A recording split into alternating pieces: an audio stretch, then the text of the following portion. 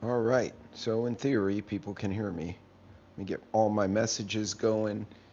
And yeah, I think I'm right. All right. So as usual, I try to use my weekends to kind of get some stuff done uh, while I'm doing other stuff. So today we're going to be doing some food saver stuff. I do have the bags somewhere, extra bags. Well, anyway, I bought a mix of bags here, and in particular, one of the reasons I picked up this particular pack is it has, or this isn't French, I can't speak that. Um, Aside from the normal rolls, hey Teresa, it has the 1 quart bags. I'm going to use the 1 quart bags today. And I left my knife somewhere too. Like everything's lost today, y'all. Anyway, that's what we're going to do. So, and I just, hi Stormy. The dogs know I'm in the kitchen, so they are now, right now, all around me. Oh, there we go. So, anyway, I'd recommend getting a mix. Oh, yeah, absolutely, Teresa. I'm hoping I can get them packed here soon and send them out. By the way, if you see Scott in another chat, unless he jumps in here, I did not get his email and his address, so I'll need to get his stuff. But yes, I will have something for you. And I actually mailed Moonsprout as having a prepping convention in another part of Texas, but it was like a 9-hour drive, and I just couldn't swing it. Hey, Scott. Scott, I didn't get your email. Check on my page. Maybe I said something wrong. It should be the roamingprepper@gmail.com. Um, and yeah, if you can send it, that'd be great. And then if not, we'll figure a way to get it to you. But in any case, what I'm suggesting, and again, they're different types. So this one has the 11-inch bags, the short 8-inch bags, right? And then this one had I think they're 1 quart, and I'm going to use those today. So I'm going to do what I kind of did last Saturday. I'm with everything going on, I'm trying to, when I buy groceries, buy extra to get storage. Or to put in storage in one way, shape, or form. So, hey, farmer, what's going on? Going to be done with work in about 30 minutes. Hell yeah. There you go. I am, yeah, I had the last 2 weeks were from hell. So, the first thing I'm going to do is I'm actually going to, so I love roasting Brussels sprouts as a side to meat dishes. I think the Brussels, when you air fry them or you bake them, they get a nice crispiness to them. You put a little olive oil. I like to use some Italian seasoning or like Mrs. Dash garlic. And let me see, what is it? Mrs. Dash. I use this one, Mrs. Dash garlic and herb, which is almost like an Italian that doesn't have any salt, hence it's Mrs. Dash. But if you want to add, I prefer to add my own salt to food. Um, and I like to use the pink Himalayan salt or sea salt because the sodium they put in from the factories is just garbage. It's just not good for us. Like if I'm going to put salt in there, I want some minerals with it that are good for me. So anyway, we're going to split these up, and I know for a fact uh, I could probably get 4 servings. So this is 2-pound bag I picked up at Costco. Uh, And so one of the things you got to remember, like this little, I'm going to move this over here. So the camera's going to move a bit, guys. But I got a hot mess in this corner here. Um, so one of the things I like, you can zero this out with a little tray. So it has this little food tray here, which is great for veggies and pieces of meat.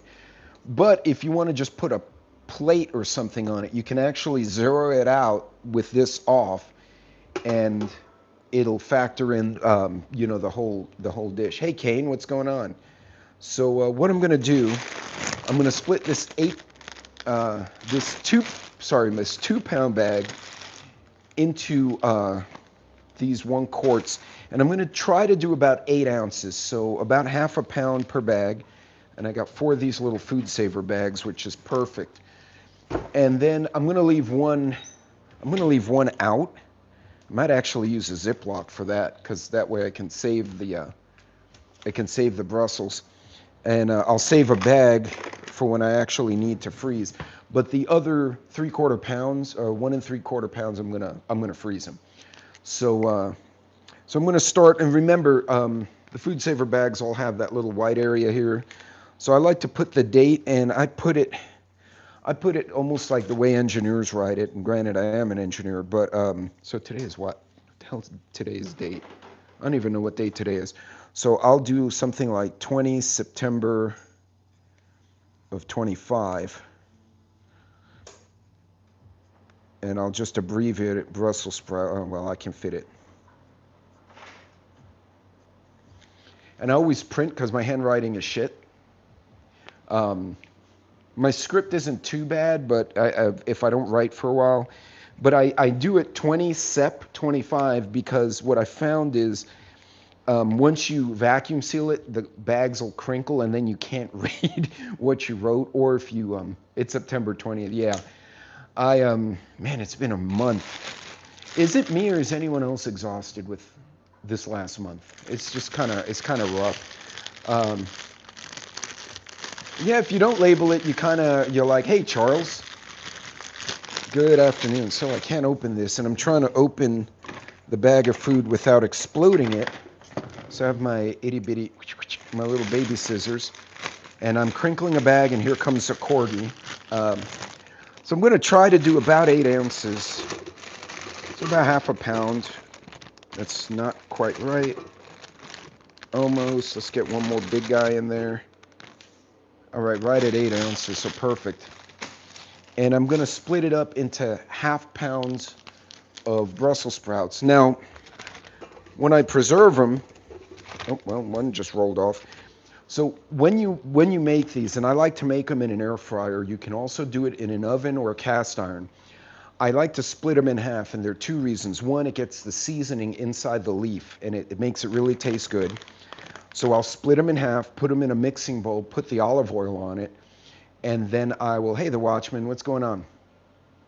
Put the olive oil on it, and hey, Pilgrim, what's going on? Put the seasoning, mix it up. But the other reason, aside from taste, is sometimes, despite their best effort, the farms or the manufacturers will get a bug in there, and the bug will burrow into the Brussels sprout. So I like to cut it once I'm ready to cook it and split it up so I can look inside and see if there's a tunnel with a bug in it, which I have had happen, and those, they get thrown away. And but anyway, there you go. So half a pound of Brussels sprouts, and I'll just repeat that. And for those of you coming on, remember the best way to there you go. It doesn't have to be exact science, just close enough. Pete, take the time on the... Okay, yeah, Watchman, I'm so far behind in phone calls and emails. It's almost awful. But yeah, I'll catch up here shortly, I hope. And what you want to do, aside from labeling the bags, split your food up into serving sizes. So right now it's me and the missus, so I'm thinking typically anything I cook is for 2. This took me a while to get used to because before I had 3 kids and then their friends, because I always had kids over. And so at any given time I was cooking at a minimum for 4 and usually for 7 or 8 who were wandering in and out. So I've never tried Brussels sprouts. So if you do, I recommend roasting them. And again, I use extra virgin olive oil, and I cut them in half. Throw them in the mixing bowl, put a bunch of olive oil on it, put the seasoning, and I mix it up. I let it sit for about 5-10 minutes. And there's alert that this thing. So Watchman, there's precedent for that. There has been precedent because they've done it to the Israelis and to the Russians, exactly as you described. Red wine vinegar. Rooster, I've not tried that. I'm going to have to try that. I have not tried that. Now you got my curiosity piqued here. So anyway, so I'm starting with the veggies. I do have some meats I'm going to do as well. but Brussels sprouts. Now, the dogs know because they are all around me. Dad's in the kitchen. So I was quite happy with the dogs, by the way, because they take that little guy out. Perfect, 8 ounces. And also, when you cut the Brussels sprouts, just as a way of recommendation, don't cut them this way because they kind of flare apart. I cut them the long way, and the base kind of keeps the leaves on each half together, so you don't get basically a hot mess.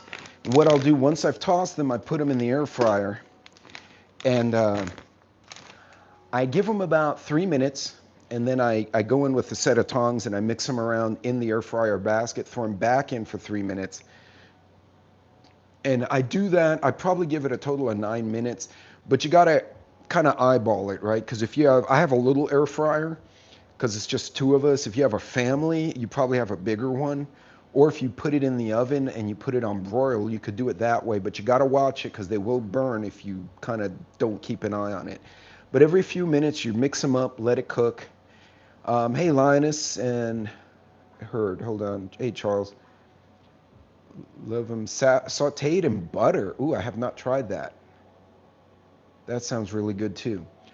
By the way, if I missed anyone in the chat, I apologize. I keep turning around.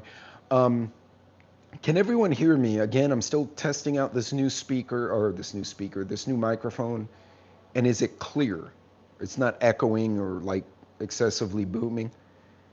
Okay, thank you, Teresa. And Watchman, take care, be safe. So, Rooster, have a nice day. Yeah, so let's, basically once you got them labeled, it's pretty straightforward. You pop it in the food saver, or there we go. And in theory, I want to make sure it actually sealed. Can you guys see that okay? Now I'm getting hungry. Thank you, Charles. I appreciate that. Oh no, it didn't seal. So we're going to cancel that. Sometimes you see at the very tip of the bag, it kind of got crinkled here. Sometimes if you've used this enough, and this one's getting old, you get some garbage in there, or the bag doesn't fit between the little elements very well. Hey, Mad Chad, what's going on? Hey, Linda. So let's try that again. Let's see if I can get a better seal.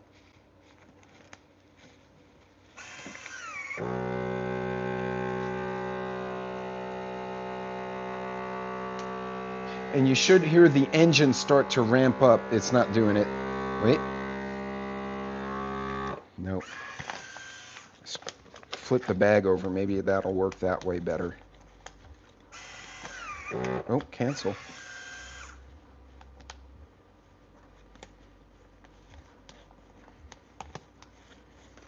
Nope. So I might have to use a flat iron for that puppy. Let's see if this one.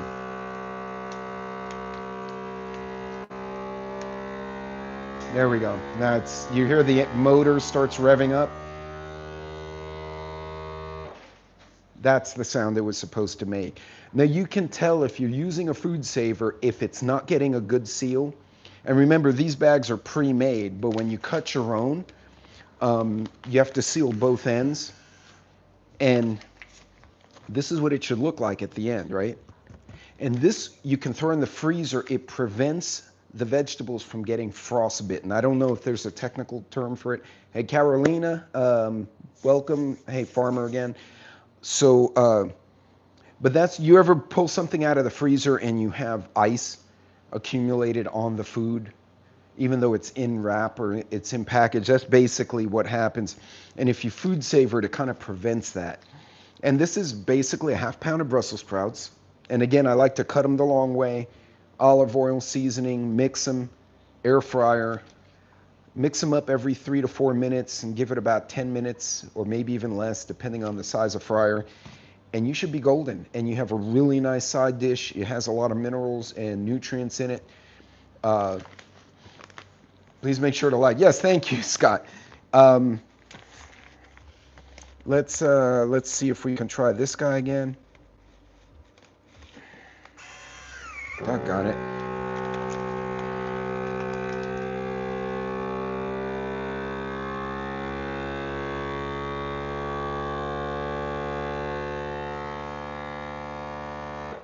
There you go. That one's sealed. So, and you'll hear the motor pick up as it sucks the air out. Now there is an adapter for those of you who prefer to use. Let me see if I can find my stupid adapter. And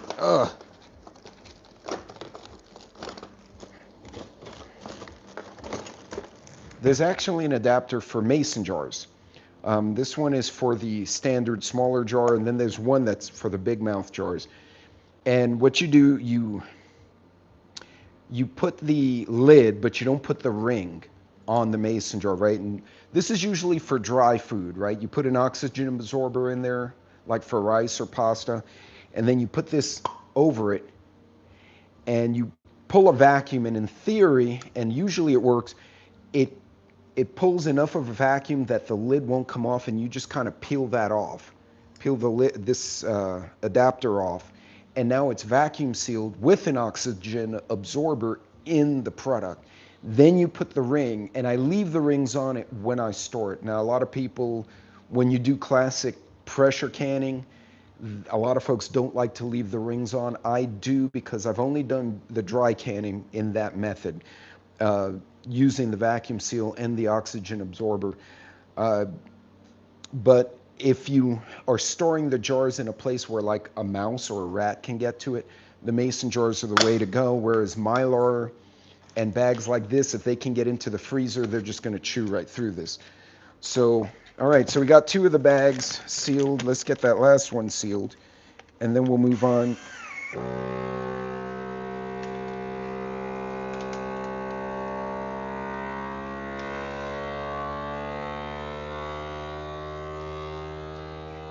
And you hear that,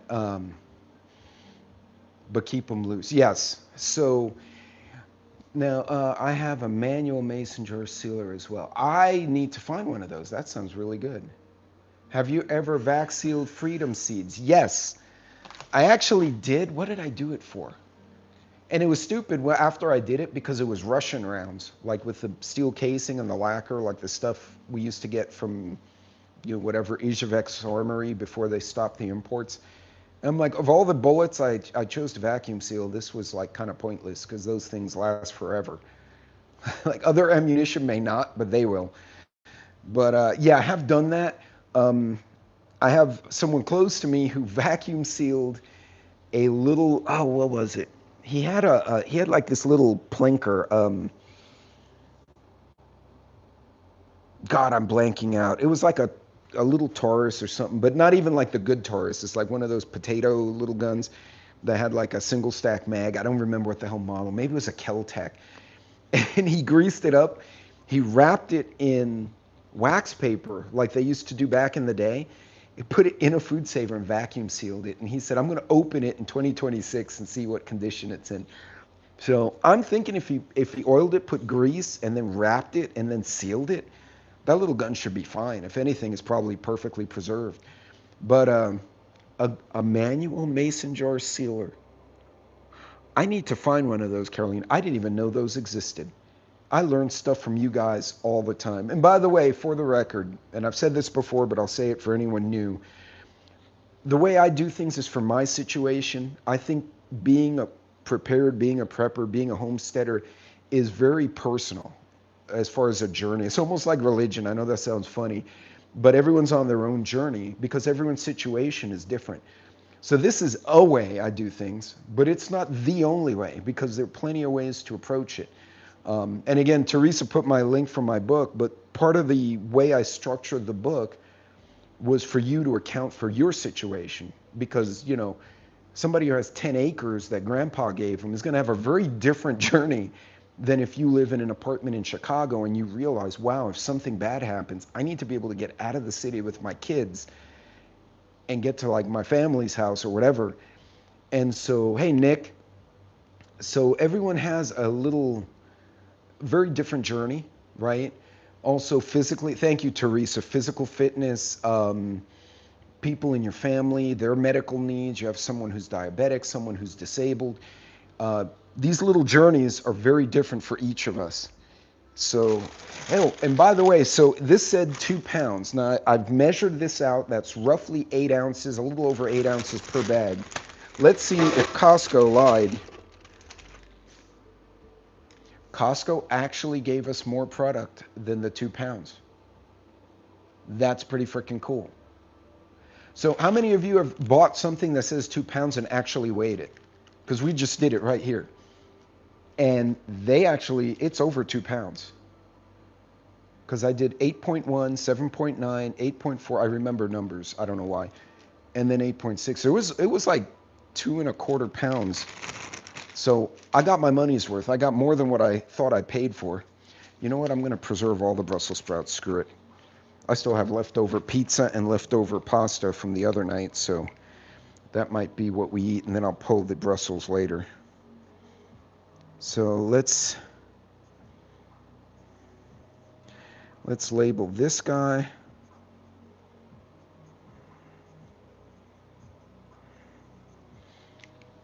I had to abbreviate sprout, so I got Brussels spout.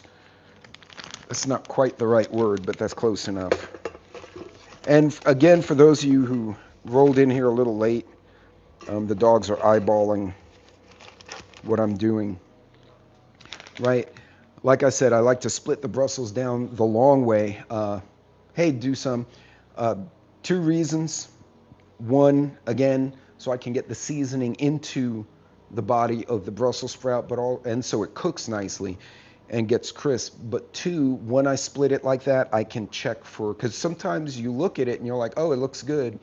And then somehow a little insect weaseled its way into one of the leaves and has burrowed a hole like this guy.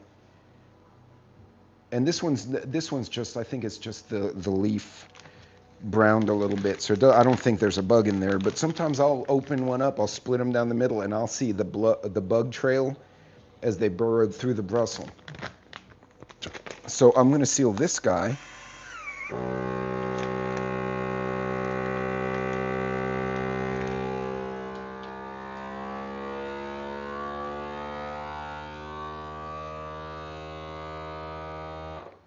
There you go. So, and again, when you do this stuff, don't just vacuum seal random stuff. Label first. Yeah. So, Mad Chad, I did that a couple of times in my handwriting. You think a doctor's handwriting is bad? Get an engineer.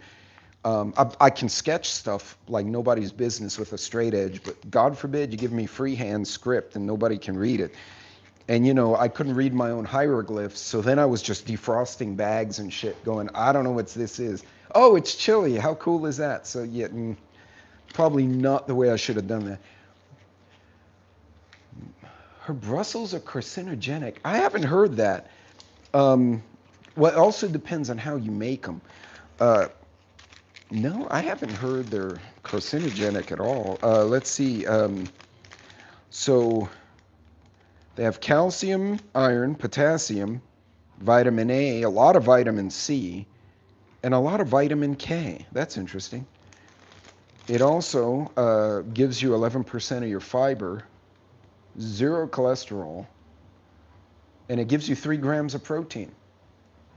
You know, that's a good comment because I never really looked. I just like eating them. But so it could be also the way they're made, because I do think that makes a difference.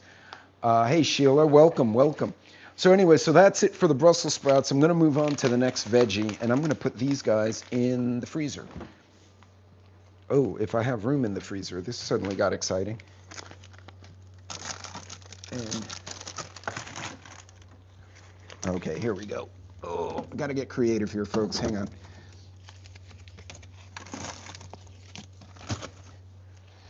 So I did clear the freezer yesterday, so I knew I had room. I just hadn't really thought about how I was going to do this next part.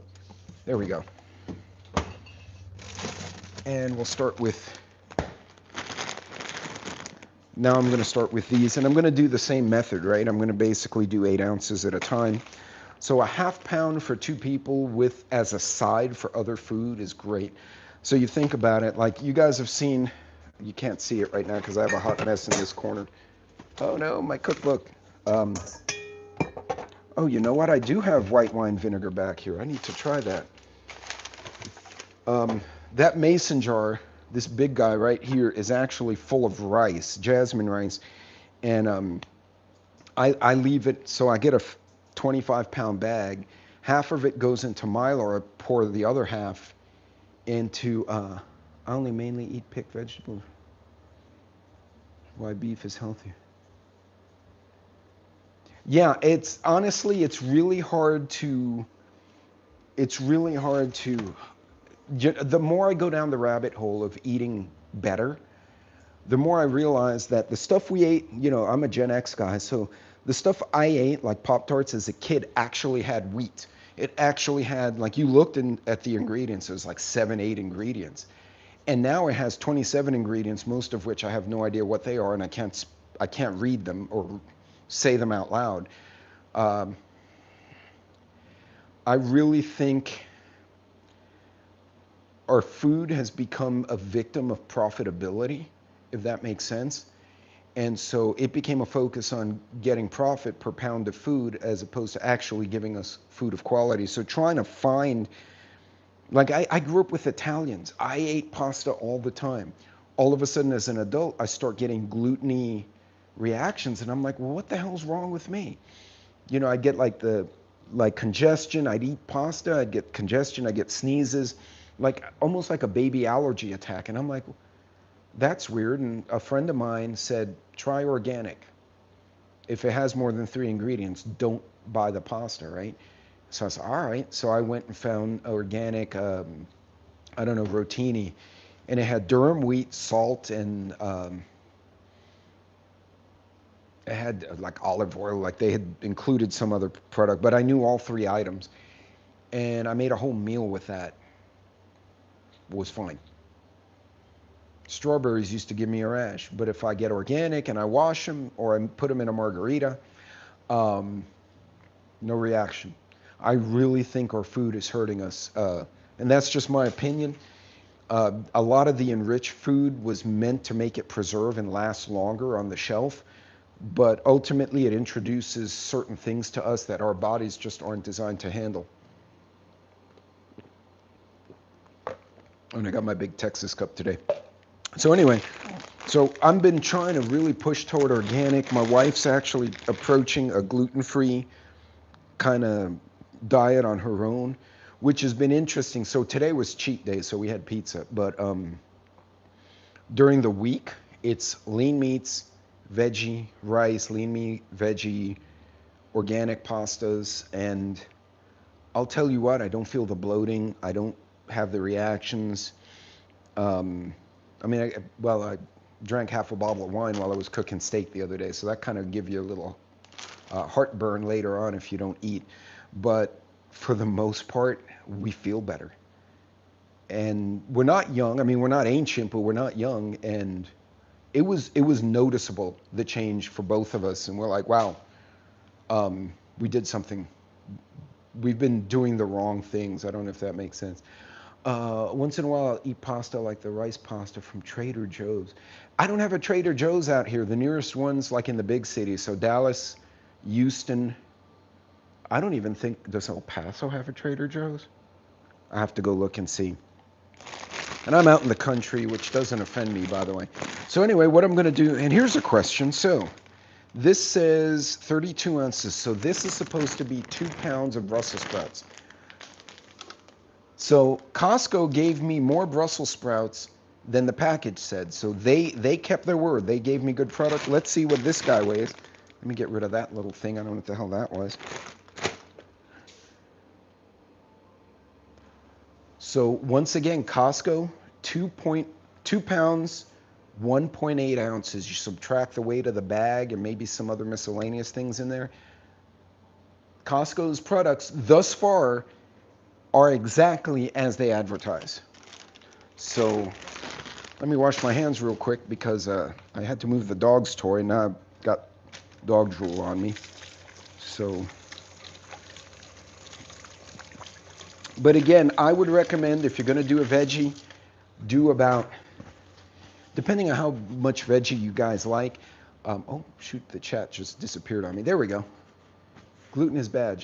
That's awesome. Hey, KP, what's going on? Oh, and Scott, don't forget, shoot me that email again. Double check on my main page, the email's there, just to make sure I get it. And I'm hoping to pack all those up anyway. For those of you who didn't know, Scott and Teresa won most active commenter and top mod commenter on my last live stream. So Scott's getting a, I don't have it here, 72-hour Readywise box, and then Teresa's getting a backpacking pro meal. So, and those are cool because you can boil them in the bag. So you can like leave it in your truck, and because the hot's not going to hurt it, it's sealed. And that, all of those should have 25-year shelf life. So I told my son some of the Readywise stuff I'm buying now, or the freeze-dried stuff, I said, I may not be here when it expires, depending on how long the Lord chooses to keep me on the planet. So I said, but you and your daughter will be fine. My daughter-in-law is a homesteader child, and I am very blessed to have her in our life. And I'm trying to convince her to come on a live stream with me, because she and I will do the food saver. We'll do food saver parties. She likes sweet white wine. I get her a bottle, and we'll just sit here, and my son and I and her will just knock out a whole bunch of food. So I'm going to do the 8 ounces again. Oh, that's kind of weird looking. Let's rinse that a little bit. There we go. And remember, if you're using a scale that has its own tray, remember the removable one, remember to zero out the tray. So let's do 8 ounces. Now, also, oh wow, that's close enough. Got a few more in there. Okay, 8.3 ounces, that's fine. And where the hell's my bag? Oh. So yeah. Oh, and I highly recommend using a Sharpie, not a ballpoint pen. For some reason, the ballpoint pens, oh, I found the skinny Sharpie, even better. The ballpoint pens, they don't seem to dry very well on these food saver bags. And what winds up happening is you wind up with a smudged label, and then you wind up with the label on your fingers. So this is broccoli. Now, I do air fry broccoli as well. I'll either do Brussels or broccoli. And what I do, I'll wash them, and I split them in half, and I'll show you how I do that. Or I cut them so that they're more bite-sized. So like you see this big guy here? I'm going to leave it like this for now, but something this big, it's like, you can't even fit it in your mouth. So I'll get the kitchen shears, and I'll just snip it and make it into smaller, I don't know, little sprouts, little trees, whatever you want to call it. And then I'll do almost the same thing with the broccoli. I'll rinse it, make sure there are no critters in it, and then I will, and then I'll toss it with olive oil, seasoning, a little bit of Himalayan salt or sea salt, whatever you prefer. I know some folks, I think somebody recommended they like red wine vinegar in some of their veggies. I haven't done that, and I'm going to try it and see if I like it. But there's no reason it can't taste good. I have a hard time getting enough protein because if I quit red meat products, okay, but my protein levels are way low. I don't trust powder. The powders are placed, in my mind, that's a supplement. Yeah, I agree with you. You want to try and go more natural. Shoot, can you do chickens and seafood? See, because that would be rough if you had like a shellfish allergy and you can't eat the red meat, because then you could try pork. It's kind of not as bad. See, and I like red meats, but I like having the lean red meats. You know, not like burgers in the store or something like that, like stuff we made ourselves. Let's do another 8 ounces.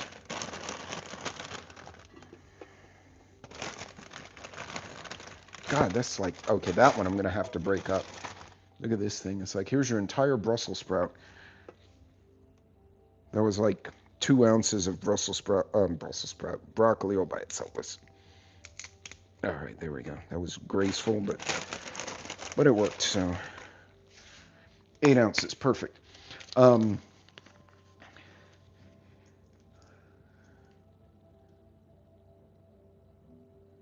Do you reuse your bags? So the food saver bags, no, I don't. Unless I don't take everything out of them. So like if I seal a bunch of broccoli in here, because it heat seals the top, so I can't reopen it. But if, for instance, I decide to only make half and I cut it, and I have enough like empty bag space, if you will, between the product and the edge, I will reseal it. So I'll try to use it, but like using it for a different product, no. Once I've used it, I discard them. There are some food saver vacuum containers. I had some. I don't know if I still, where I put them. I haven't used them in forever. And it has a little nub on top, and you attach the food saver hose to it, and it will pull a seal on, basically it's a reinforced Tupperware looking container. And those, I just wash them and then I can use them for a different product. So I enjoy, but I also am now making my own meats. It's gotten to the point I've done so much cast iron grilling with different meats, fish, shrimp, scallops, that the other day we actually were traveling and we were just coming into town. My wife said, well, let's stop at the restaurant and just get something to eat because we're tired. And when we were done eating, my wife said, this was nowhere as good as what you made at home the other day. So yeah, you get to a point, you start really getting into the cooking, and you start changing little things. Seafood, but I developed a chicken allergy. Oh, that's the damnedest thing. So organic chicken doesn't seem to bother me. Right, and Sheila, I really, honest to God, I really think I've gone down this rabbit hole, and my wife and I both went down the rabbit hole with that. And it turns out my son and daughter-in-law are already in the rabbit hole when we got there. So it was kind of funny because our whole family now is, we're getting things at the farmer's market, getting things from local providers, local vendors. If you can't do red meat, see if the butcher stores, not the main grocery store, and this is just a suggestion, I'm not sure what state you live in. In Texas, a lot of the butcher shops, the meat shops, actually are affiliated with ranches. And so it's basically ranch. They do the slaughter, send the meat directly to the meat market here, the butchery, which is a big store. It's actually, you can eat burgers there because they have a little cafe in the meat market. And so it's from ranch, meat market, plate. Like it literally comes straight to you. It's not wholesaler in China, and then it goes to Walmart, and then it goes trucking company, and you don't know where it's been for 3 months. They might have, you may want to talk to like one of the butcher shops and see what their thoughts are, because this is what they do professionally. Beans are great, but you can only eat so many beans. I do think they'll give you the protein and the fiber, which is great, but I think there are other nutrients you miss. And I don't know enough about the vegetarian vegan thing to speak in an informed way. I know folks who do that and they do very well. They thrive, but others have gotten sick. So I guess you have to really do the homework there. But yeah, Sheila, I'm sorry you're struggling with that. That's life's, especially the last 5 years, the world's been tough enough to deal with everything going on, and then you get hit with an extra burden like that. But if I can, I'm going to talk to some of the guys I hang out with and see if anybody has ideas. And I'll try and post them on my community page. Because I know, oops. Actually, you know what? One of my bosses, his wife does the vegan diet, but she still runs. Like, she runs these little marathons. So clearly she's eating right, and she's not emaciated. She looks very fit. I might reach out to him and ask him how she's supplementing protein. I've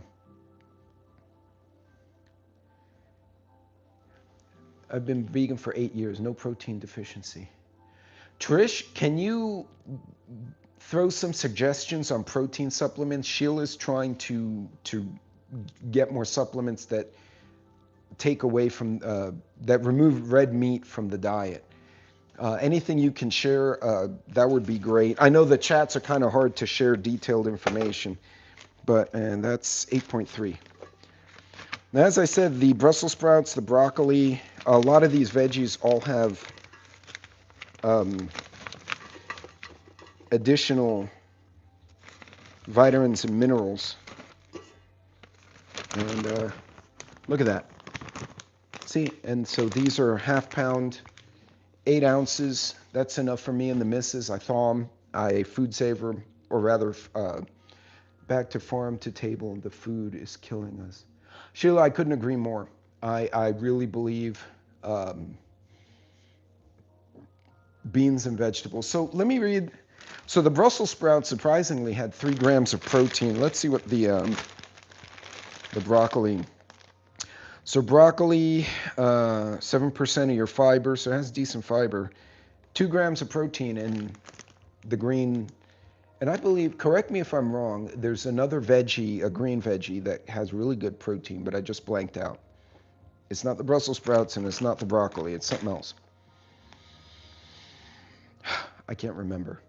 But in any case, plenty of protein from beans and vegetables.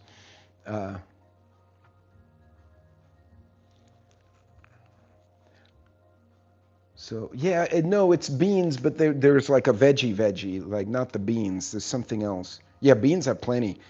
And the Brussels sprout, rather the broccoli, let me see, vitamin, it has calcium, iron, which by the way, iron's important, potassium, a lot of vitamin C and a lot of vitamin K. So, which is good, right? This is the kind of stuff we want to see, and by freezing it, and then, holy cow, this is like a whole tree. Look at that thing.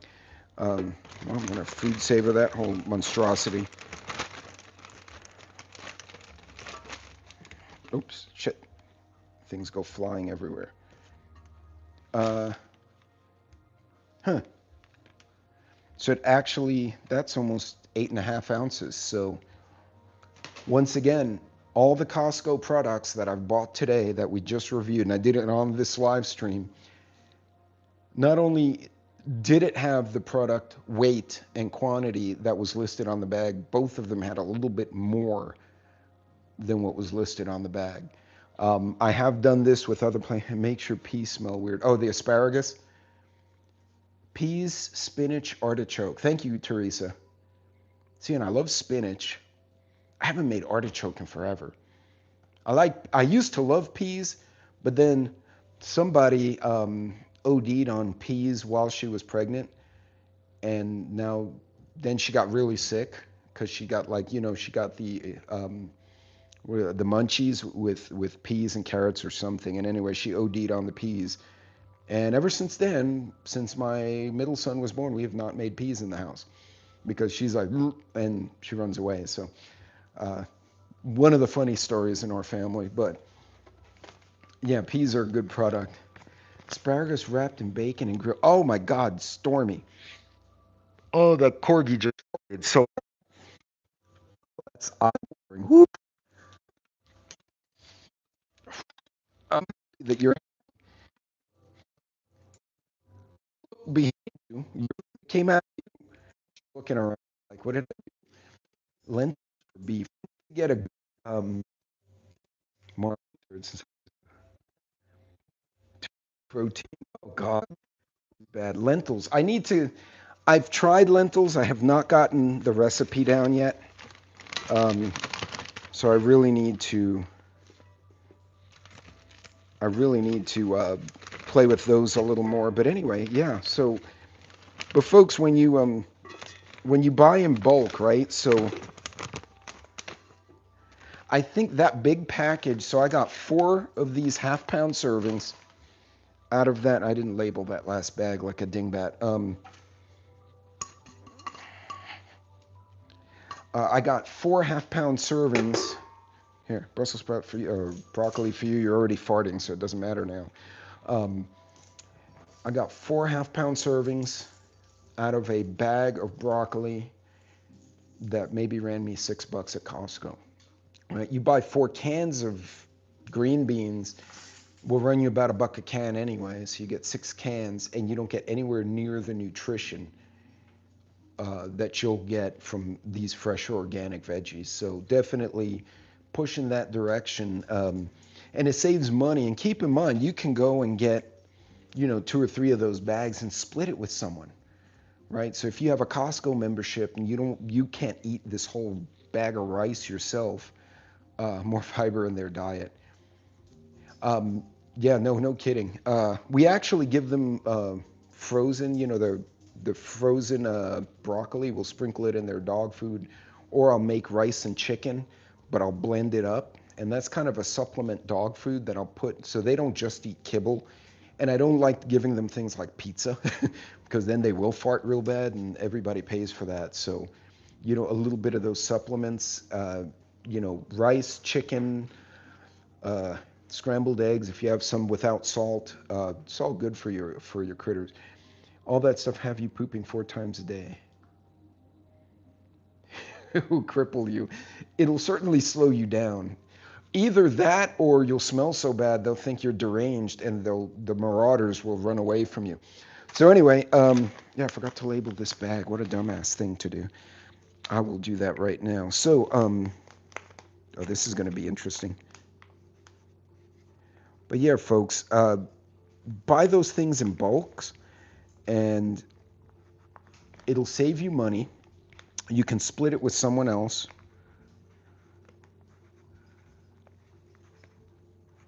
Yeah, I just did exactly what Mad Shad and I were joking about. I tried to label the bag while it was full of broccoli.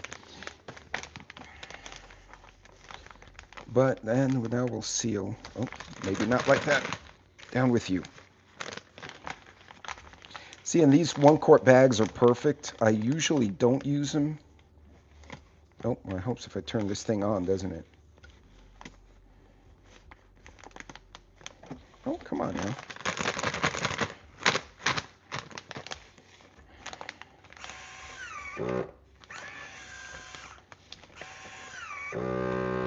Let's see if it seals.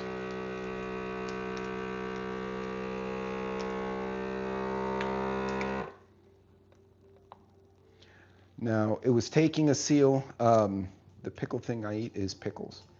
Raw veggies are better than you think. Pickled is better. Yeah, I've heard pickled actually is good for your digestive tract and intestine. I didn't over vacuum seal it because it's going to deform the broccoli. I just want to pull enough of the air out. So I actually manually told it to seal. Now, the way this Food Saver set up, once you've put the bag in there and it detects the bag, it will seal until the air is gone, and then it'll pull the vacuum until the air is gone from the bag, and then it seals it. But if you have something like this where you don't want to crush the veggie, fermented, not pickled, yeah. Oh, I love sauerkraut. But you can pull it just enough to where most of the air is out, but it's not crushing your vegetable. And I probably over vacuumed that one, but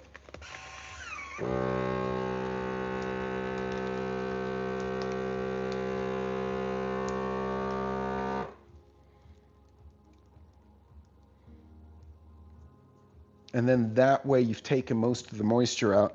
Now we're almost 3,000 foot elevation. Humidity here is relatively low compared to other parts of the country. My brain is fermented. I know when I was cooking the steak and pasta the other night and drank half a bottle of red wine, I was fermented. That's for sure. By the way, you want a really good wine that's not super expensive. I don't remember if I got that at Sam's or Costco. It's a red blend. It was under 10 bucks. And I just wanted something to sip on while I was cooking. And actually, very nice tasting. Didn't give me a hangover or anything. But I was obviously moderation, right? Don't drink the whole damn bottle. For the records, one bottle should give you 4 glasses. So I had 2 glasses, one while I was cooking, one when I ate. Yeah, if you drink the whole bottle and then open the second one for dinner, you've either been cooking way too long, you've burned the food, or you're going to regret it in the morning, that's for sure. Sauerkraut and ribs. I have not tried that. Pickled vegetables and ferment. Tastes like trash compared to pickled red onion. Oh, I love pickled red onions. I put those in a sandwich the other day. Pickled red onions, they're almost a little sweet and sour at the same time, and I put it over, oh, it was thin sliced. I had heated up some sliced roast beef. I put it on a little hoagie roll, and I threw some of those onions on there. I don't know what the hell I bought them for. I bought them for something else. That was really good. I've not tried sauerkraut and ribs. And let's see. A little bit more, and we'll seal that, and then we got one more, folks, and that's it. And even though the bag says they usually say it's been washed, I like to heat them anyway. I'll rinse them out. Yeah, it says thoroughly washed, non-GMO. I still will wash the veggies even if they say it's been washed. Even if it's just a cursory rinse through a strainer, and then I'll heat them and cook them. But in any case, yeah, that's it, folks. So I got 4 servings out of this one bag. And again, both Costco bags had at least what was labeled on the bag. Actually, I think both of them had about 1 to 3 ounces more food in the bag. So that's good, because Walmart will screw you. I've actually done videos on this. It's been a while because I stopped shopping at Walmart unless I absolutely couldn't find things anywhere else.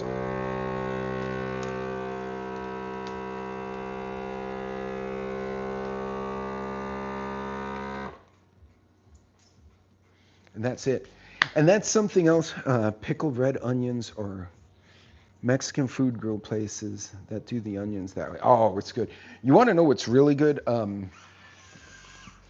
So baked, it's not baked, it's almost like grilled. It's a grilled jalapeno. You can do it in an air fryer. So you cut the big green pepper in half, get the seeds out unless you like spicy. Get the seeds out, clear it. You put a slice of chicken, preferably cooked because you want that already cooked. A little bit of chicken, a little bit of bacon, and then you put some Spanish cheese in there, the white Oaxaca cheese. Stick it in an air fryer. And if you're talented enough, you get a toothpick. You could do wrap the, kind of like you do when you wrap the dove breasts and bacon. You can wrap the jalapeno and throw a toothpick through it, and then you air fry it. And those are really good. And you get a little dip, and you dip those. Pepper roaster, yes. So Trish, no, I'm glad you found it helpful. I still got some meats and other stuff to do, but folks, look, that's a big bag. I think this bag ran me $6-7. I got 4 half-pound bags out of it. Each one feeds 2 people, so technically 2 servings. So I got 2, 4, 6, 8 servings out of that big bag, which is awesome. And that's 4 dinners. But think about it. You have kids, or you have guests, or you come home and you're tired from work, right? Pull one of these. You could leave it on the side. You can even, if you want to, put it in a cookie tray and put it in the oven to get any moisture off of any remaining moisture out of your broccoli. Then you pull it, you mix it with your spices, your olive oil, and throw it back in the oven, or you could do it in the air fryer. I've done it both ways. My 2 chihuahuas, Nacho and Taco. You have chihuahuas called Nacho and Taco. That is freaking awesome. My uncle had a chihuahua. Her name was Chiquita, like the banana. She was bananas, and she absolutely loved me. And that little dog would kick my little brother's ass every time she saw him. I'd come in, she'd get so happy, she'd pee the floor, she'd run in circles, she wouldn't leave me alone. My poor brother would walk through the room, and she would charge across and bite him on the ankles, like legit bite, and knock him down. And it took him years until he was an adult to go near a dog. This little and she wasn't even a big Chihuahua. She was like this little angry spud. But that's just funny. Nacho and Taco. See, and then the Corgis are funny because I took them to the farmer's market. We had all four of them. And there were German Shepherds, big dogs, small dogs, and they were touching noses. They greeted all the humans. They did great. The minute I went in the yard, they went and antagonized the neighbor's border collie and made him bark. And I'm like, leave. You just saw like 50 strange dogs and 100 strange people. You didn't bark at anybody. And I put you in the yard and you immediately antagonized the Shih Tzu on the right and the little Aussie Shepherd on the left. It's just, I think they just like hearing themselves bark. You all right, Bentley? What's going on, buddy? You look sleepy. You were passed out until you heard me crinkle that bag, weren't you? So he's sleeping there looking at me. This one's sleeping on the floor, and then I have Pepper, or I have Stormy behind me and Pepper here. They're all watching me because Dad's in the cooking corner of the kitchen. So people don't realize Corgis weigh about 30 pounds, and they have big heads and they bite hard, so they're a very rough potato.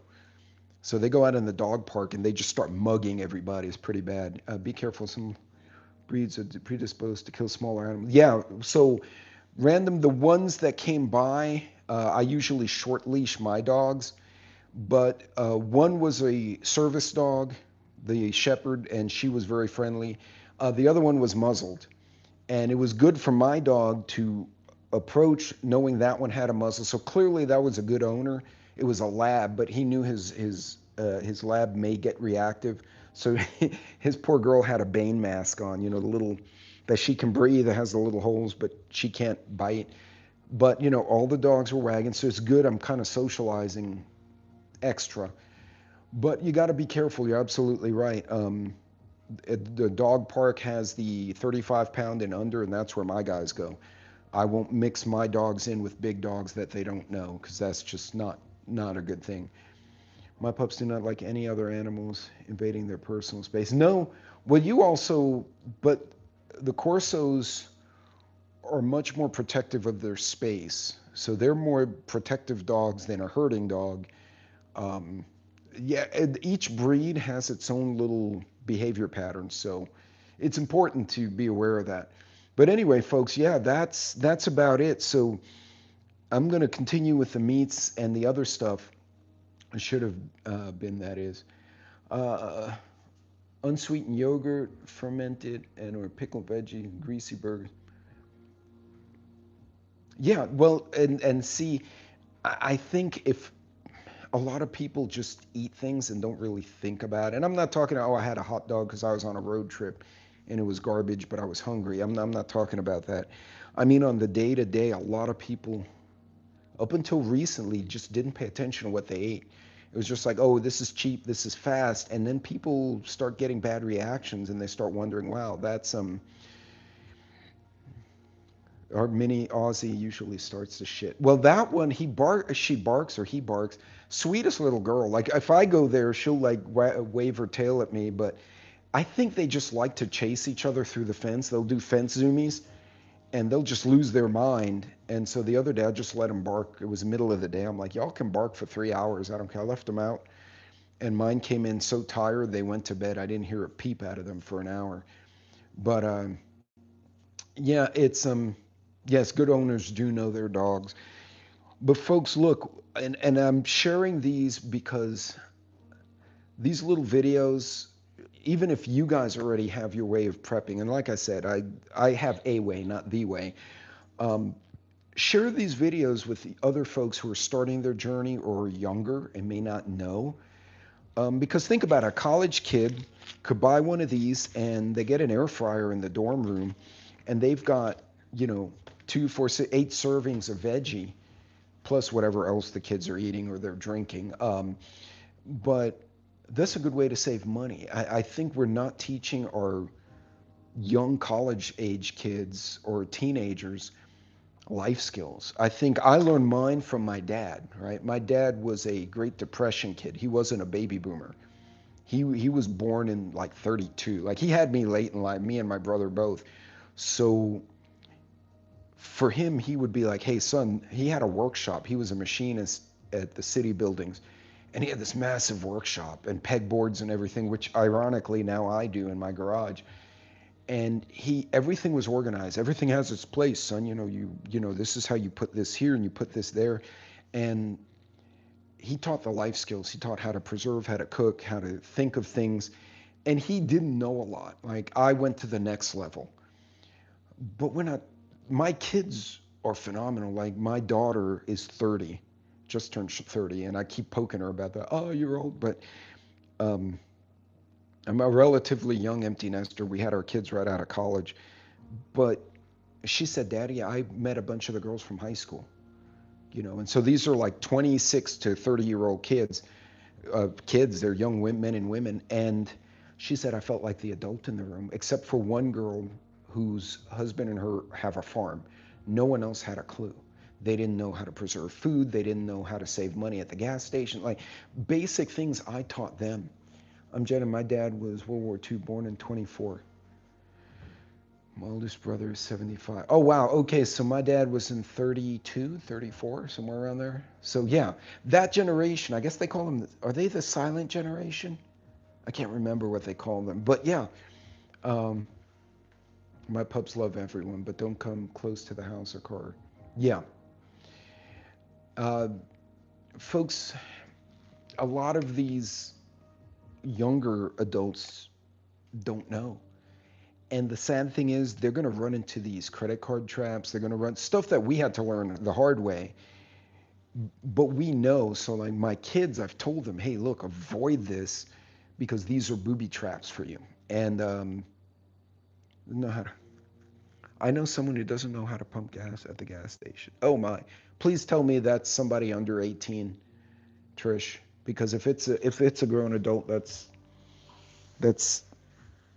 not good. Oh God, that just stressed me out hearing that.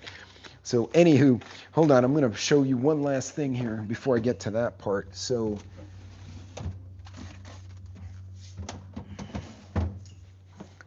I know some of you guys would be diet restricted for this, but so we did the fillets, and this is actually filet mignon steaks, and I got 1, 2, 3, 4, 5, 6. Looks like 6 servings in here. Of the 6, if you go to a restaurant and get a filet mignon with broccoli, it's going to run you $50 just for one person for the plate at least. And these are pretty good sized cuts. So you get 6 for $60. So say $10 a serving for the meat and $2, $1 per serving for the broccoli. I get a glass of wine out of a $8 bottle, $2. So 10, 11, 12, 13, 14. I can have a 5-star restaurant meal for $14. It will cost you at least 60, and that's assuming the alcohol isn't triple marked up. I'm just doing cost. So she's a teacher. She's from Africa. She didn't know. She thinks of herself as a queen. A queen? Well, I lost that conversation. Hold on. I know someone doesn't know how to pump gas. Oh, this is the gas pump person. A queen? Well, I know my family came here during the Conquista, which may explain our personality and the fact that all of us are cops, firefighters, and military, because I might have been like one of the family things, but yeah, I don't think anyone was royalty in my family. I know I had a few epic drunks, like one of my cousins in my family, but yeah, I've never. Zamunda. From what's that nation from Captain America?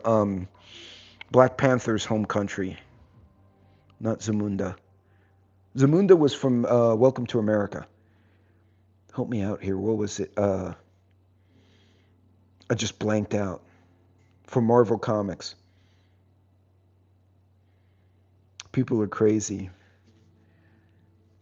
A 69-year-old brother in my name. See, and I think when you have Wakanda, thank you. Thank you. I was losing my mind. Do some. Yeah, and would you believe there was a college kid on one of the Charlie Kirk tents? God bless the guy, but he it wasn't Charlie Kirk. It was the other person. Who's the one? There's a YouTuber out there who goes and randomly like grabs college kids in the street and says, "Okay, I'm going to ask you 3 questions, and I'll give you like $50 if you get them right." And they rarely get them right. And there was actually a girl. He said, "Name a country in Africa," and she said Wakanda. And and mind you, the guy with the microphone is a black kid, so he goes, and his face, he looks at the camera. You hear the cameraman snort. I can't remember what his name is. I'll try and find him. Mark Dice is fun too. And I think he did it too. Mark Dice is the one that interviewed the college girls, and they said name 3 states, and she said, what did she say? Atlanta, New York, which is technically right, and Canada.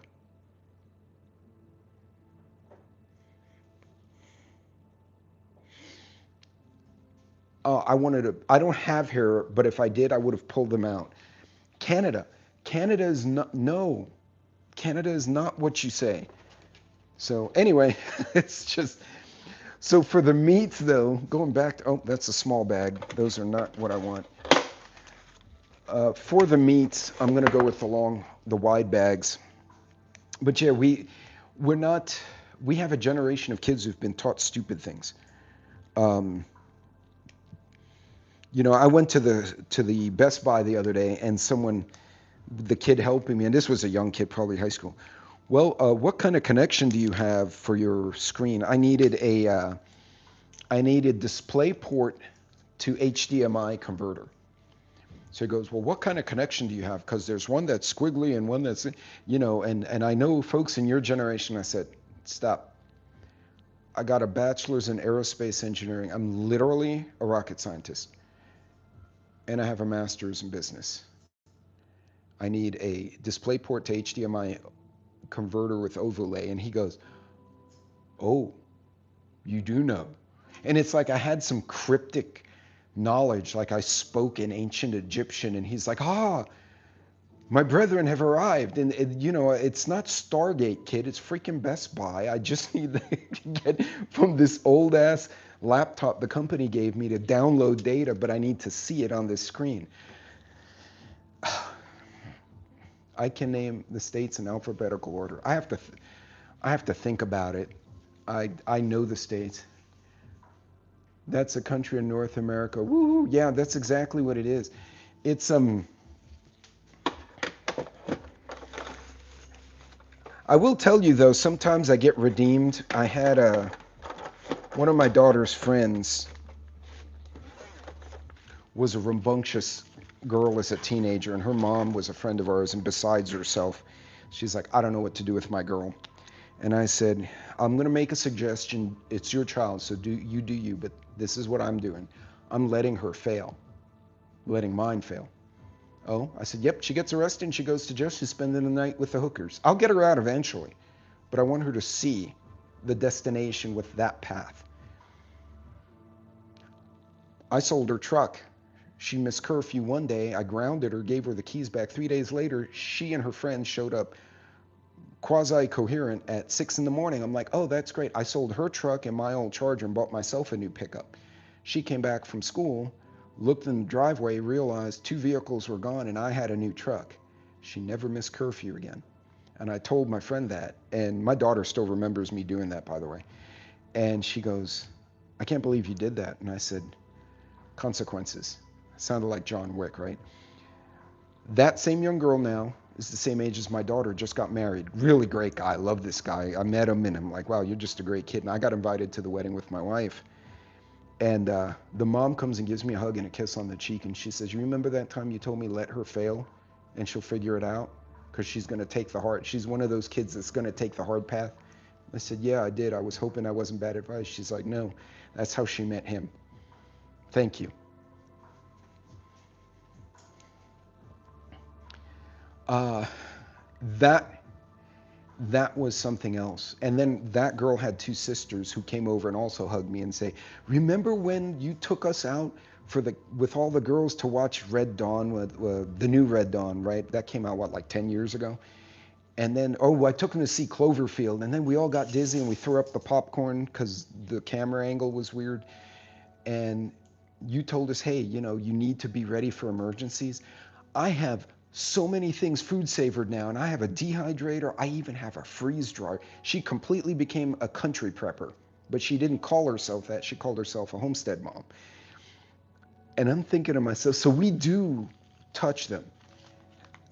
Sometimes it's frustrating because they don't listen right away. But having had young adults who weren't even my kids come back 10 years later, now that they're adults having their kids, and they come to me and go, "Do you remember when you told us this when we were all stupid?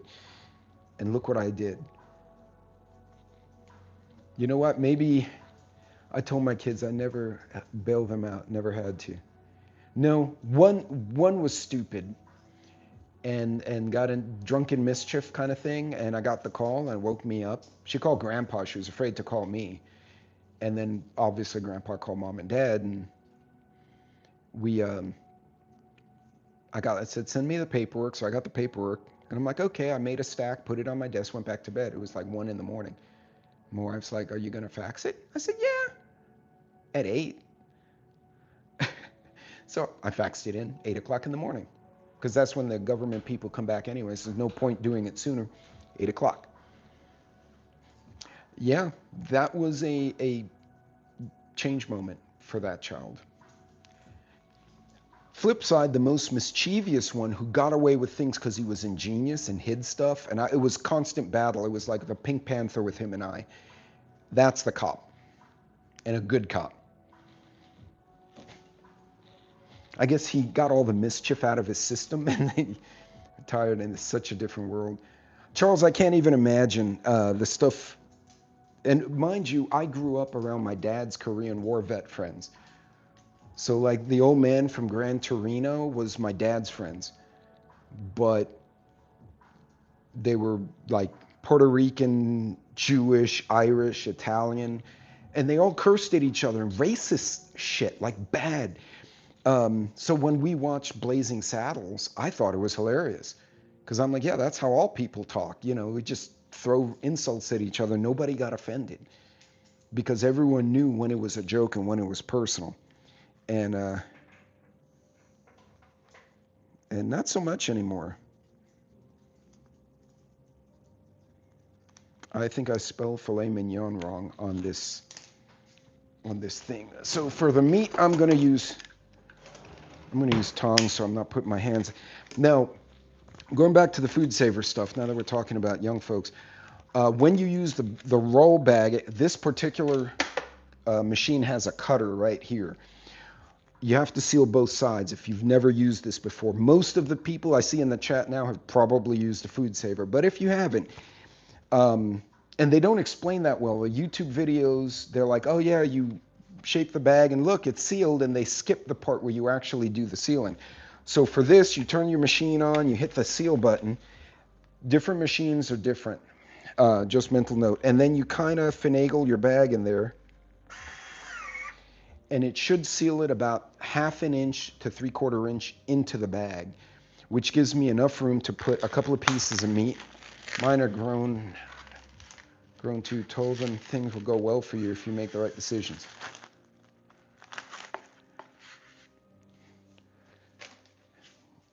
And there you go. So you see it kind of sealed it, kind of bent it over a bit. That's weird. I hadn't seen that before. I think my machine's getting a little bit old.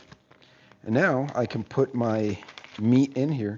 I got one big fillet steak here, so I'm just going to put him by himself. Because if you do the broccoli and rice and one big steak cut in half, I wonder how much this guy weighs by itself. So that's 1/2 pound of meat. So you could get 2 4-ounce steaks out of this one cut. And then you do the broccoli, you do some rice or beans or whatever it is you want on the side. But a 4-ounce cut is by itself pretty good. And that will That will be a meal unto itself. So if you think about it, out of this this was a $60 purchase, or 58. So say 60. I get 2, 3, 4, 5, 6, 7 meals out of it. So again, a little under $10, maybe $7. But I have two foods. One is 10 years old. I bought still in the box. I guess you meant food savers, not food. Yeah, there you go. Food. It said food aversions. What the hell are those? Okay, food savers. One of my older brothers, age is 75, 69. And there you go. And now this will go in the freezer as well. But now you can season them, and I've done that, but I keep the seasoning simple. For the meats, I do salt and pepper on both sides, and that's it. I don't put truffle, I don't put any spices, nothing. I keep it real simple for the meats. So I'm going to repeat what I just did. And again, the way this works, you have this, the bag here, you just pull out the amount you think you need, and it has like a little saw, and you just run it across the plastic, hit seal, and then it doesn't work. I think there may be something stuck in this machine. Oh, now I pissed it off. By the way, if the machine's not ready, I get a blinking red light here. So we'll, come on now, seal.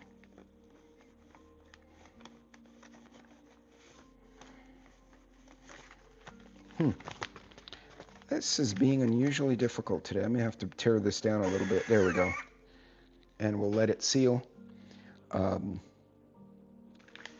Put a couple of steaks in each bag, and everything goes to the freezer. Hey, Billy, what's going on? Folks, save some money. Like I said, you can do this with other people as well. You don't, oh, that was hot. You don't have to do this solo. You could do it with, split it with a neighbor, someone you trust, family member. You don't even have to tell them you're being prepared. You could just say, oh, I'm saving money.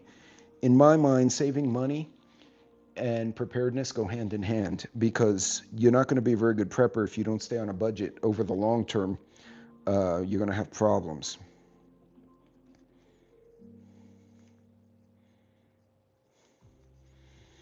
I almost put filet Klingon there because it annoyed me. I still don't remember how to, I keep misspelling the word mignon. I have no idea how much these steaks weigh. I'm going to put 2 little ones in here. And then I'll have, let's see how much meat is there. Okay, so a little under a pound for these 2. I could probably separate them. Oh shoot, do I want to split them? Yeah, I'll just do 2 for now.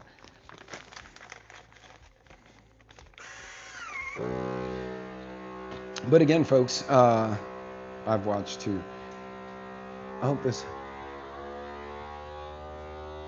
Trish. But yeah, save some money doing this way. And I'm hearing a lot of undertones, and Watchman kind of threw a comment in there earlier about how people are concerned, civil unrest, the economy, trade, fuel prices. There's talk that Iran is threatened to execute sleeper cells. We've all been talking about this for a while. If anything goes on, even if it's just a general hack, you don't want to be out in the streets if possible, right? You want to be able to be at home as much as possible, so you're essentially off the public's radar. You're not visible. If you're much less likely to be the victim. Where the hell did I put the damn Sharpie? Y'all, this is like, I have lost the Sharpie again. And this is why I have like 20 Sharpies, because I keep losing the damn things. Oh, there it is.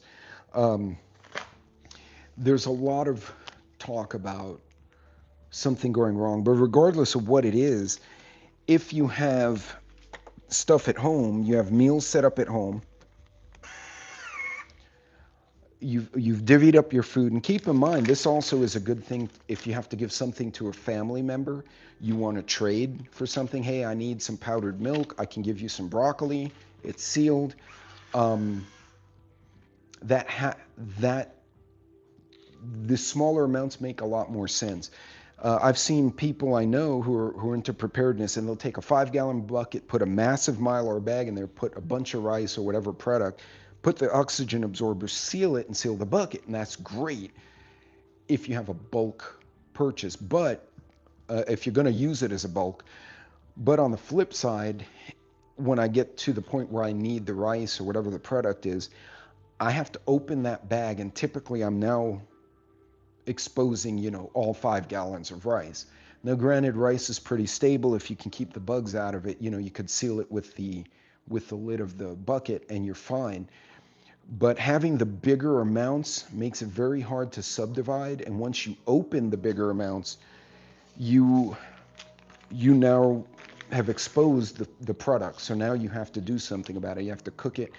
But a couple of cases of MREs today. So Dosum, I'll put there's a humanitarian meal on Amazon. So what they do, they inspect it and they verify that the time temperature sticker on the box has not expired, and they'll guarantee it. So if it's like 4 years old and it's been decommissioned, they'll guarantee it for an additional 2 years. But the case was $40. I did another video on it. About 4 months ago. A lot of them are vegetarian meals, which is fine. But they were very cost effective for like truck MREs, or, I got to go to the field and yeah, I can grab something on the way, but I'll throw an MRE in there in case I get stuck on location for the work site.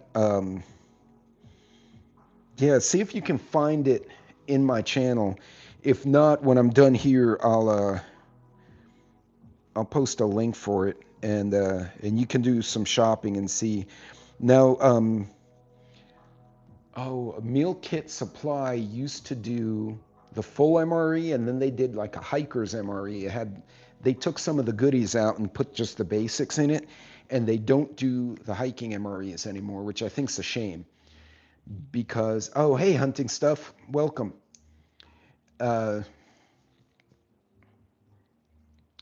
Prince, as in dearly beloved, we are gathered here today. See, and I understand that reference, Trish. Now I feel like I'm with my people, with you guys out there. There have been several jokes that have gone through the chat, and I'm like, I know what that means. I know what that means. What's funny is one of my son's favorite bands is Aerosmith. He's 24, right? But he loves Aerosmith, so go figure. That's it, folks. The meat is done. The Corgi's got some treats on the side. Okay, I thought it was not going to seal for me. And there you go. I have some chicken there, but the chicken is prepackaged in smaller bags or smaller containers, so I'm just going to throw that directly in the freezer. But folks, do this now. Get off so you don't have to get on the streets if there's an emergency. At the very least, you're going to save money and time, right? I hate going to the grocery store at 5. I come from work, or I come from a work site, and pick up some milk, and I go there, and it's an absolute cluster in the Walmart or the Costco, especially Walmart. And HEB just gets busy in Texas. You eat like this, it saves you money. It saves you a lot of time. Just from a practical standpoint, it's smart. And not even mentioning the prepper side of having food available at the house that you can cook and eat.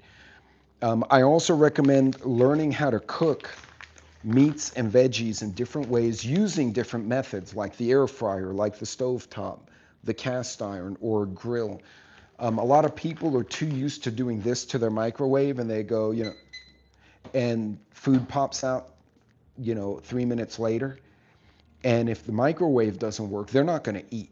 And I truly believe, I don't know, put one in the chat if you think there's way too many adults in general, not even young ones, just adults in general, who, if they didn't have a microwave, would die of starvation. I'm just curious to see what you guys think of that, because I really, really am believing it at this point. And, oh, what did I just find in here? This is cool.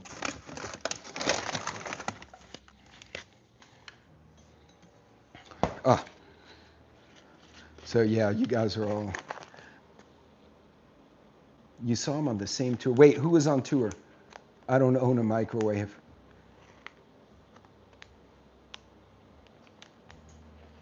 You know what I use it for is to thaw things, and then I wind up cooking them anyway. So this is one we did a while ago. This was from 2023. It was, we bought, you know those rotisserie chickens you get at the Sam's or Costco or at the stores? It's already made, it's in a little box, and you tote it home. So we had guests come over. We bought 3 of the chickens. We wound up only eating one because basically we ate the charcuterie board and drank wine, and we didn't eat dinner.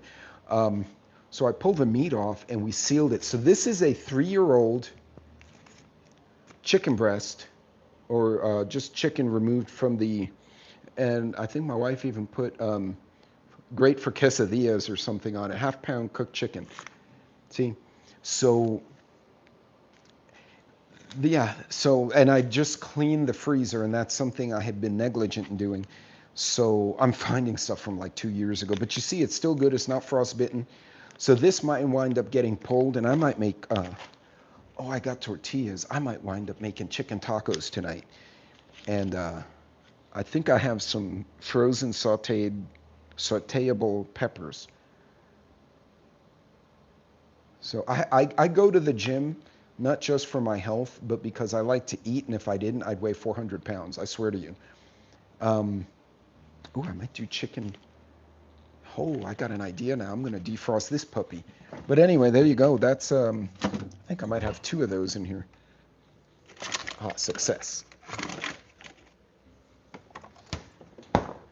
But yeah, saving money, saving time, staying off the streets.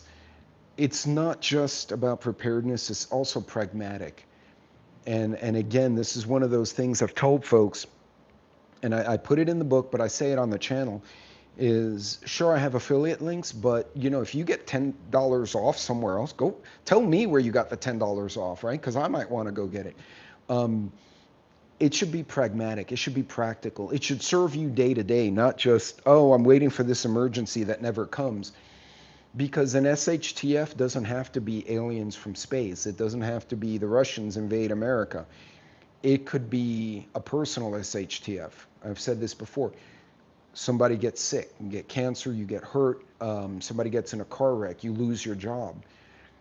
They just laid off a bunch of people in my sector. I think they're afraid to lay me off because I know enough people that I'd start my own company at that point, and then I would become a problem. So they're like, no, we'll keep him on payroll so we can watch that guy. But some very good talent got let go, people I liked. And now, you know, there's young couples who just bought their first house and one of the 2 got laid off, and now there's a bit of a panic. Having the food at home, having resources at home, they don't have to go spend money right away, right? They can sit back and say, look, we've got food in the pantry, we've got stuff in the freezer, we've got stuff in the garage, you know, canned goods, whatever. We don't have to spend a bunch of money. Let's take a few days.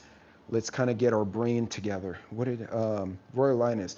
They sell the roasted chicken at Walmart the next day here for $2. I buy. Oh, really? So the day old, like the day old bread back in the old bakery days that they'd sell them for half? Yeah, because the roasted chicken in the morning is perfectly good. I mean, I wouldn't get it like 5 days later because it would just be dry. But you get them in the morning, and yeah, you just do what I did. You pull the meat off and freeze it. Oh, so Sam's trick I learned on TikTok, because I like watching that stuff too. If you go to Sam's and you go to the meat department, tell them you would like the restaurant pack of bacon. You're going to get a case about this big, and I haven't done this yet, so when I do it, I'm going to make a video on it. You get a pack about this big, and you have wax paper separating rows of bacon. And the gal who did it, she's a prepper on TikTok. She and I actually collaborate on the other platform. She opened it, and you can roll the wax paper and basically make bacon rolls in the wax paper. And then she says she food savors them and freezes them.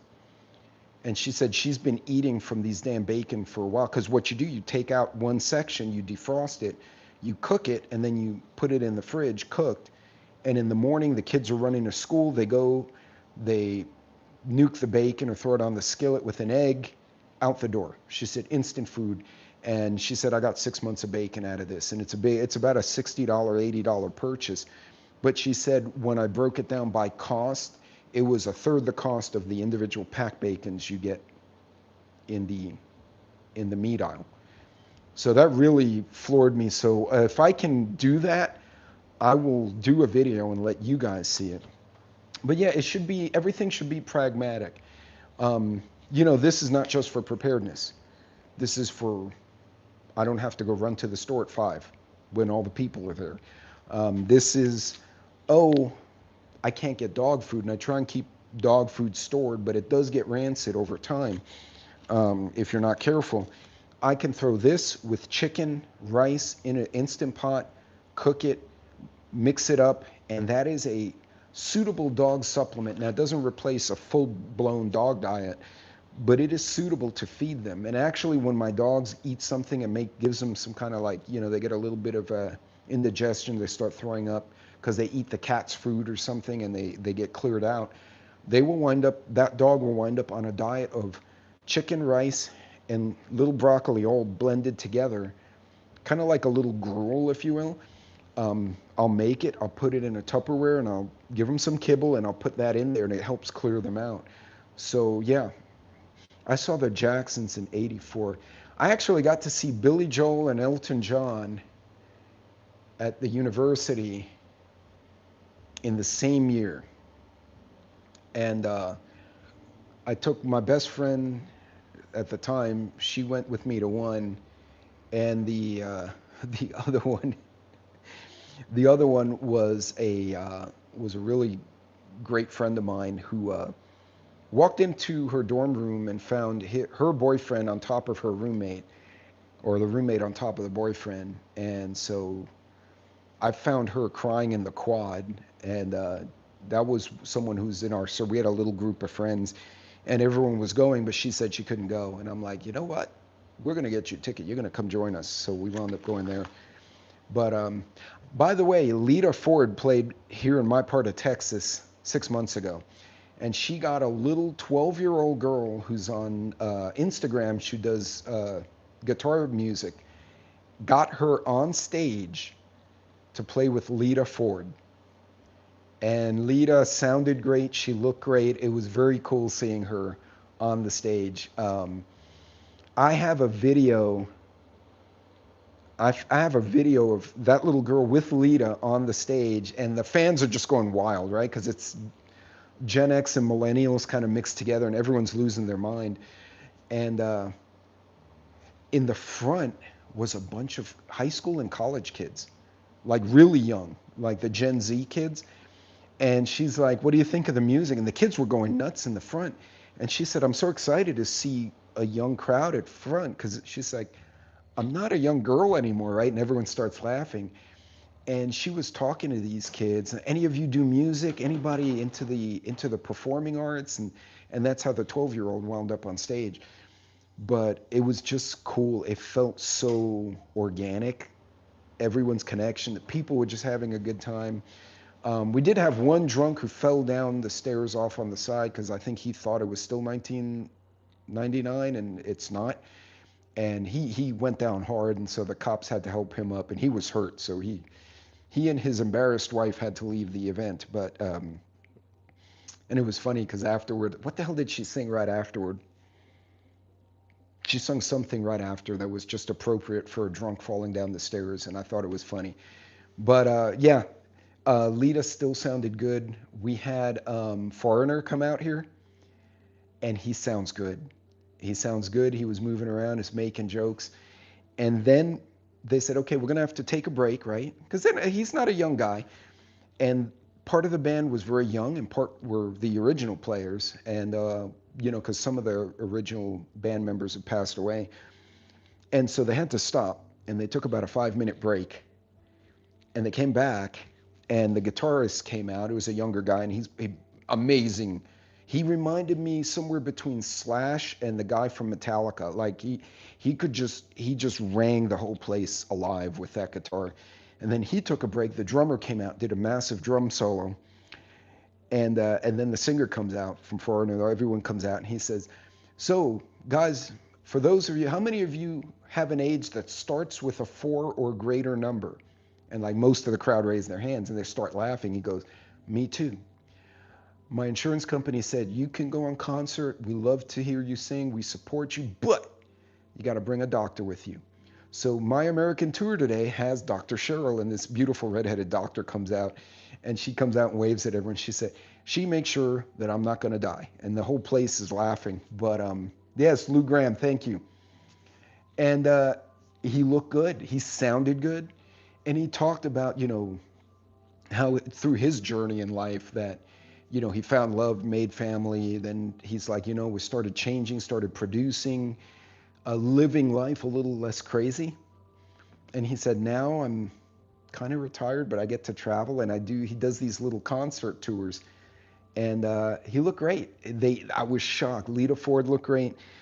But you know, the ones that kind of were like, okay, that's enough of the booze and cocaine. We need to like not die. And you know, the ones that didn't stop, because a lot of them are not here anymore. It's funny to watch drunks falling downstairs myself. And Charles, that is not an easy journey, because temptation's everywhere. So I applaud you for 20 years, man. That's a difficult thing. And especially early in the journey, as you get further out, you know, you kind of normalize your life, or so I've been told. But yeah, so kudos to you, sir. That's and again, something like that, I know this sounds silly, but that would be preparedness. Oh, Close My Eyes was an amazing song.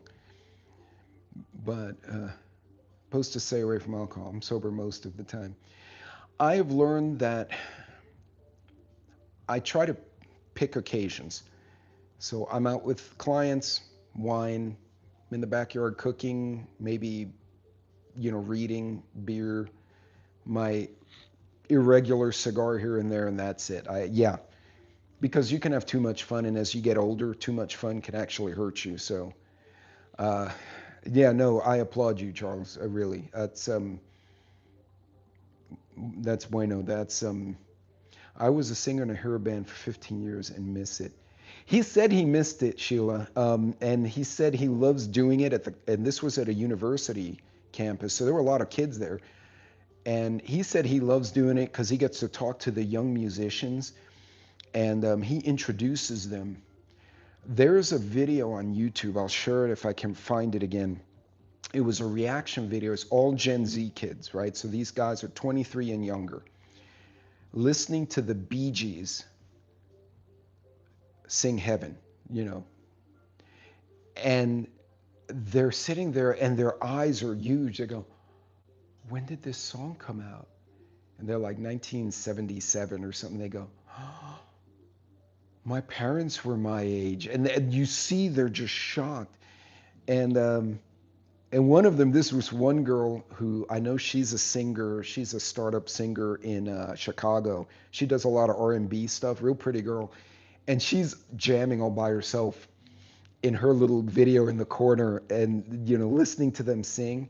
And then they switched to Saturday Night Fever, and they started singing those songs. And one of them was dancing, and they're like, how did we not know about this music? But it speaks to us needing to teach those that are willing to learn, because I think it means a lot. And stuff like this, right? So anyway, folks, man, I've been up here for an hour and a half. Holy crap. But I got everything done, so I'm good. Anyway, folks, look, I do need, Scott's going to email me his address. Teresa, thank you for everything. I'll be sending everything out this week. Yeah, it was a lot of depth in the old music. But They did. They came out in the 60s. They really became popular in the early 70s, but these kids had no idea. Like they'd never heard of the Bee Gees. So it's wild. But look, folks, be safe out there. Be careful. Plan your trips. Save money.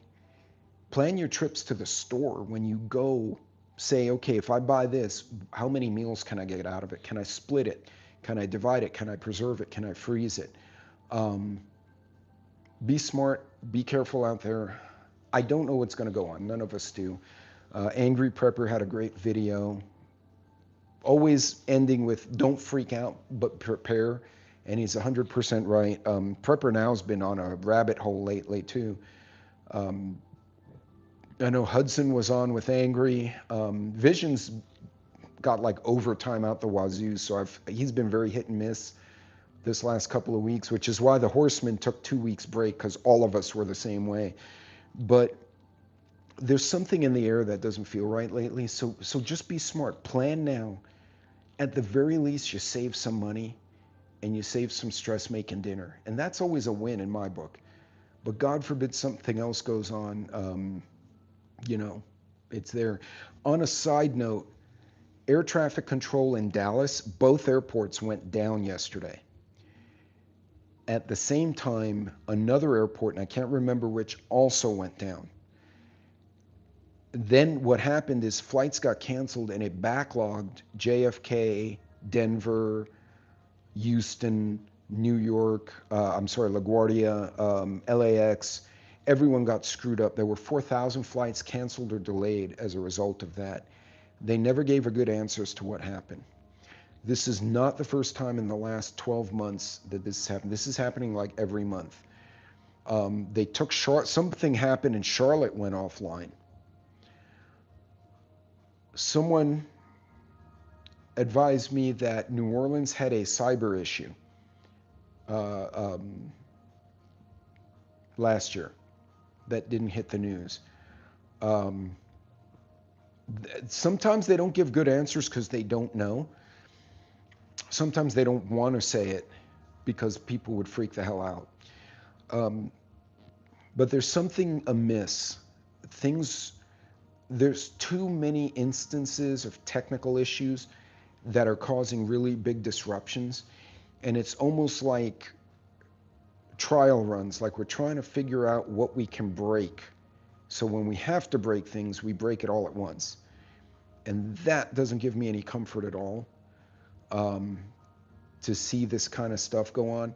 So folks, be careful out there. Plan your trips and have contingencies. If you're going to fly to see family, I've said this before, I always rent a car. Even if the only thing I can afford or get on short notice is a freaking Kia, a little potato, that's fine. I'll get the damn potato.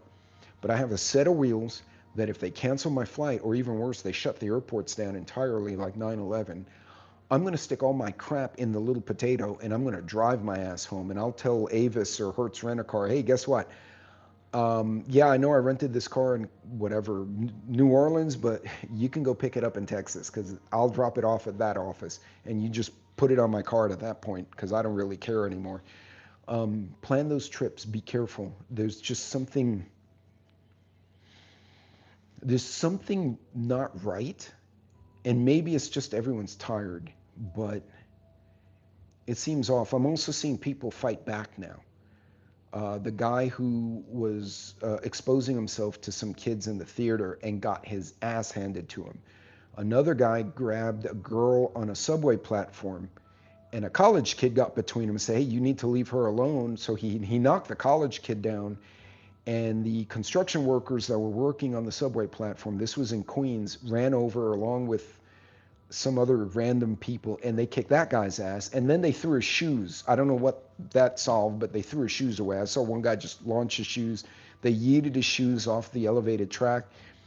When the cops came, they had to tell everyone to move so that they could arrest the guy.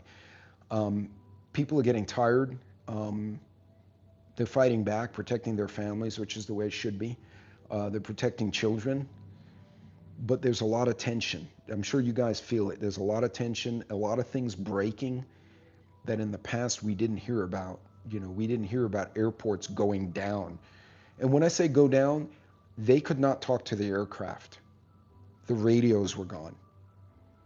So they had radar but no radio. The New Orleans incident, they had radio and no radar. And that's concerning. And again, we're not hearing a lot. If you search for it, you get little things. Oh, there was a power outage and this happened and that happened. Too many coincidences. Well, thank you, Charles. I appreciate that. I look forward to seeing you in the chats. But folks, be smart, be careful. Remember, at the worst case, even if all of it turns out to be nothing you saved, you can make a nice meal for $10 at the house. And you don't have to wait in line at a restaurant. But if something else happens, I'm in the car at the bookstore, and I'm so glad I checked YouTube first and caught you live. Thank you, Trish. I appreciate it. I always enjoy having you guys out here. But be safe, be careful out there. Save some money where you can. And remember, prepping is not just about the SHTFs. It's about making life easier, less stressful. The less time you're in the store, less time you're on the street, driving around, spending money, less chances. You can't get in a car wreck if you're in your living room. Not normally anyway. Granted, some cars hit the house, but just be smart. Be careful out there. And next time I do my weekend food preps, I'll try and give everyone a little bit of lead time. This was kind of a last minute thing. But you guys be careful out there and pay attention to what's going on. A lot of things don't seem stable, but I can't really put my finger on it. And Prepper Now was doing a really good rabbit hole yesterday, so you may want to go say hi to him. Look at his last video or the video before last. I can't remember. But folks, be good, be safe, be careful out there. And if you can teach someone to be ready, even in a small way, that's one less person you have to worry about if something happens, because they have their crap together. Anyway, you be good. God bless. And thanks for joining me today. And I hope you learned something, or if nothing else, you had a good conversation with everyone else in the chat. You guys take care. We'll see you.